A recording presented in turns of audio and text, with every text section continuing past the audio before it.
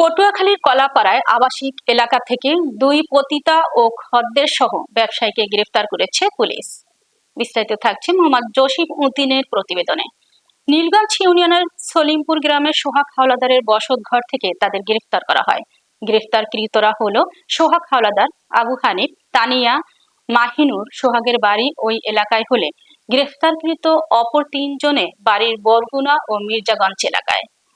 Police ও স্থানীয় সূত্রে জানা যায়, সলিমপুর গ্রামের সোহাগ দীর্ঘদিন ধরে তার বসতঘরে অসামাজিক ব্যবসা করে আসছেন।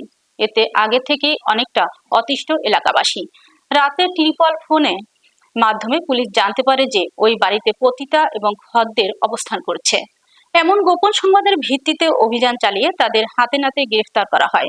কলাপাড়া থানার ওসি রবিউল ইসলাম বলেন, এ ঘটনায় পুলিশ বাদী হয়ে একটি মামলা দায়ের করেছে।